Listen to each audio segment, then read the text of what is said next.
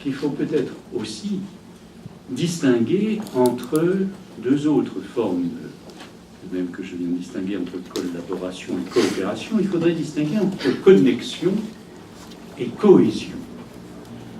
Parce que une connexion, c'est finalement rien d'autre qu'un branchement. On met en relation, mais en liaison, de façon même purement mécanique, deux éléments. Alors la cohésion, ça suppose un sens, ça suppose une réflexion, une forme d'énergie. Et un groupe humain, une entreprise, ou n'importe quel groupe qui réfléchit, il a besoin avant tout de cohésion. Il peut y avoir éventuellement toutes sortes de connexions, et vous savez qu'il y a dans les systèmes justement de numérisation aujourd'hui de l'entreprise, il y a au moins 3 types de différentes connexions. Il y a des connexions machine-machine, avec des flux qui se génèrent eux-mêmes, avec des formes de régulation pratiquement autonomes en fonction des données.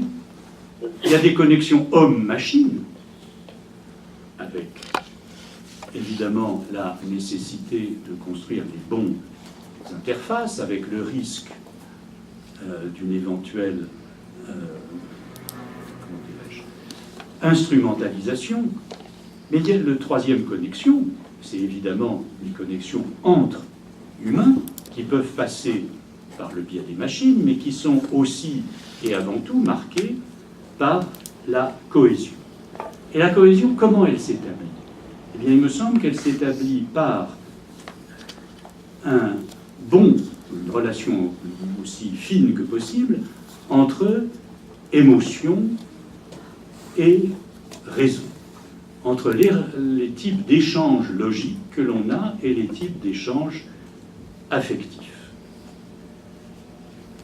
Alors c'est là-dessus que je voudrais conclure pour ne pas dépasser mon temps de parole. Je reviendrai sur les points que vous voulez, que j'ai pu un peu condenser pour être à l'heure. Je voudrais insister sur le fait que nous avons probablement à repenser aujourd'hui différemment les relations émotion-raison. Et que nous avons peut-être aussi à apprendre à les tenir ensemble, émotion et raison, à les penser, si j'ose dire, dans leur interaction. Vous savez bien que dans l'histoire de la philosophie, mais aussi dans la réalité quotidienne des entreprises, les émotions, les sentiments, ça n'a pas très bonne presse. Hein. On porte un masque social, souvent plus ou moins figé, plus ou moins fabriqué, qui convient à la vie professionnelle, au poste qu'on occupe, et dans la réalité quotidienne, comme aussi dans la vieille philosophie classique, il faut que ça soit la raison qui domine. Il faut d'une certaine manière que les sentiments, les affects soient contrôlés ou laissés de côté ou plus ou moins masqués. Alors, je crois qu'au contraire, il faut reprendre cette question-là et réfléchir à ce que j'appelle pour ma part, depuis quelques années, les émotions pensantes. C'est-à-dire quelque chose qui, au lieu d'opposer la logique d'un côté, et puis le sentiment, l'émotion irrationnelle de l'autre, montre que les deux peuvent, dans beaucoup de cas et importants, interagir et même, d'une certaine manière, ne pas pouvoir marcher l'un sans l'autre. 3 exemples que je peux développer, je vais simplement condenser et résumer. La confiance. La confiance, c'est à la fois de la réflexion et de l'intuition ou du sentiment. Vous pouvez effectivement parfois faire confiance tout d'un coup à quelqu'un sur sa bonne tête parce que vous le sentez bien. Bon, d'accord, mais la plupart du temps, on a confiance quand même en fonction des expériences. On a confiance parce que les gens se sont révélés fiables sur la durée. Ils se sont montrés dignes de la confiance que nous pouvons leur porter. Et du coup, il y a quelque chose, si vous voulez, qui est à la fois de l'ordre, et c'est le point commun à toutes ces émotions pensantes, du calcul de probabilité. La probabilité que quelqu'un en qui j'ai confiance depuis très longtemps, avec de bonnes raisons, me trahisse soudainement, elle n'est pas nulle, mais elle est très faible. C'est David Hume, le philosophe anglais du XVIIIe siècle, qui a toujours des formules relativement drôles. Il dit la probabilité que mon meilleur ami vienne chez moi et s'en aille avec mon encrier d'argent, ce qui est sur mon bureau, je n'y crois pas. Ça pourrait être arrivé, que sais-je. Mais voilà, je n'y pense pas, je n'y crois pas, parce que je ne m'y attends pas, justement parce que j'ai en moi cette sorte de calcul de probabilité qui m'a montré que je peux avoir confiance. Et ça provoque un sentiment. Vous voyez, c'est ni une pure activité intellectuelle, ni une pure activité affective. Deuxième exemple, l'audace. La prise de risque dans une décision. C'est aussi un rapport probabilité-affectivité. Si vous êtes sûr de réussir, que vous avez 100% de chance de gagner, vous n'avez pas besoin d'audace, vous n'avez pas besoin de jouer quoi que ce soit, vous êtes sûr, les cas sont rares, mais ça peut arriver. Si vous êtes sûr de perdre, vous n'y allez pas, ou alors vous êtes idiot, mais vous n'avez pas besoin d'audace non plus.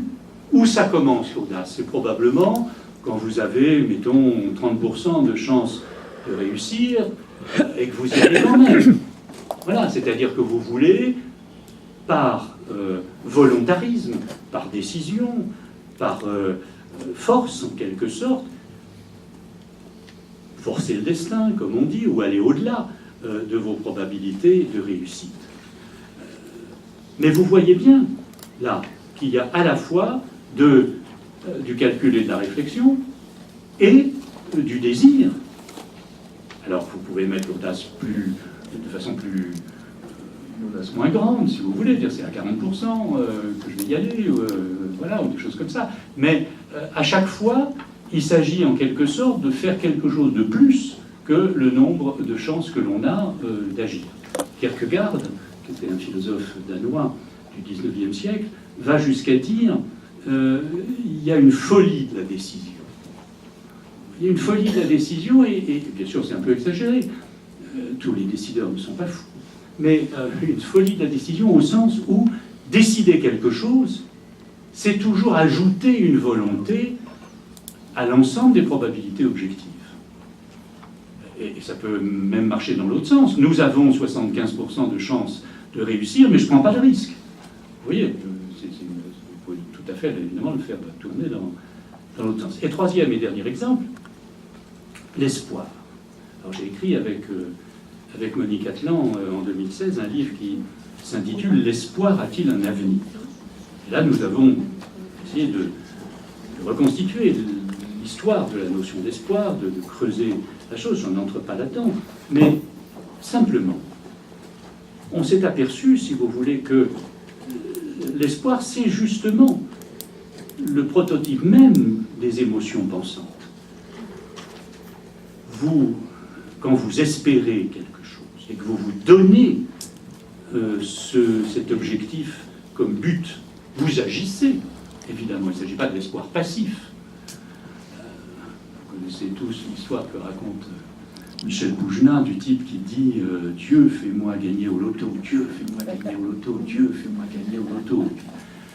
Un certain nombre de fois, on entend une grande voix qui dit « Prends un billet, moi ». Autrement dit, il faut commencer à agir, même dans un jeu de hasard comme ça, si on veut donner quelque chose de concret à son espoir. Mais les espoirs que nous pouvons avoir, professionnels pour nous, pour nos enfants et autres, c'est toujours des choses qui nous font agir. mais vous voyez bien qu'elles nous font agir d'une manière désirante, comme une sorte de matrice énergétique. Il y a de l'énergie de désir dans l'espoir, mais aussi en réfléchissant. On va calculer nos chances de réussite, on va calculer comment éviter des obstacles, on va faire preuve d'ingéniosité pour arriver à nos buts. Et il y a à chaque fois ce mélange, pas du tout une opposition, mais au contraire une forme de synergie, si je puis dire, de rencontre entre le sentiment, le désir, l'affectif d'un côté, et puis la réflexion, la logique, le calcul, les probabilités de l'autre. Et même, pour finir, la coopération, dont je parlais tout à l'heure, c'est aussi, d'une certaine manière, une forme d'émotion pensante. Quand nous coopérons avec les autres, on calcule les intérêts qui sont les nôtres, ou ceux de l'entreprise, et en même temps, on a des sentiments qui mobilisent de l'énergie, ou de la crainte, mais du désir de réussir et de faire ça ensemble.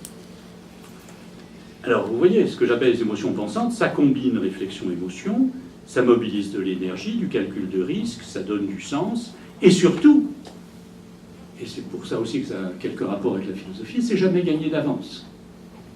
Il y a toujours, par nécessité, par définition, une marge d'incertitude. J'ai confiance, mais je peux être trahi. J'espère, mais je peux me tromper, je peux être désillusionné. Je prends une décision audacieuse, mais je peux me casser la gueule, etc. Il y a toujours une dimension de pari qu'il faut savoir, bien évidemment, endurer. Je pense que je vais vous laisser la parole. Je récapitule très vite. Vous voyez, agile, mais aussi réflexif.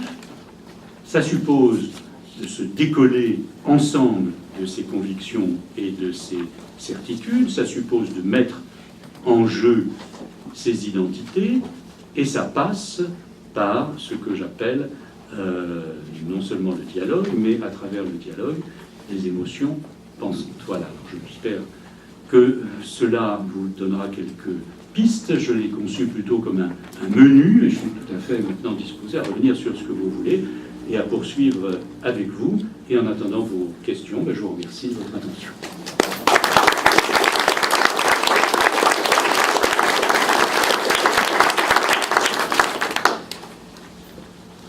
Donc on imagine maintenant un échange tout à fait libre, c'est ça, chacun pose les questions qu'il veut ou a les réactions qu'il veut. Est-ce qu'un temps de réflexion individuelle est requis avant?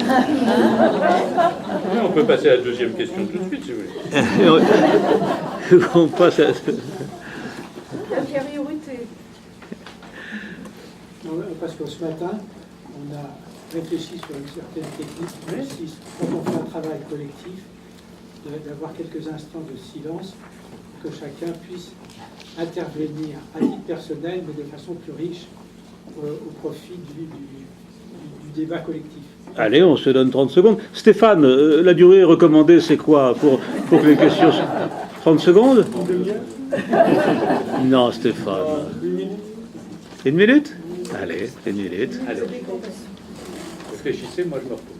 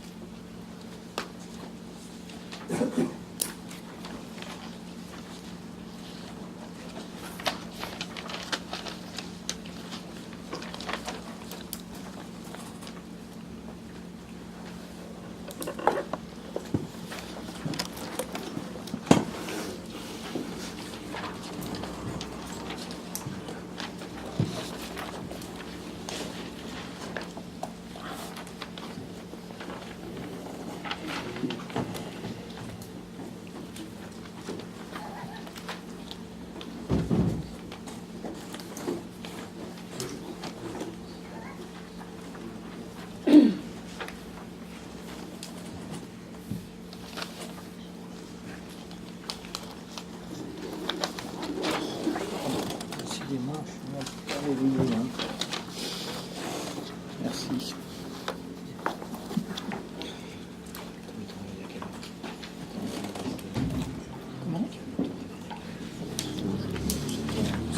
Je serai la première question.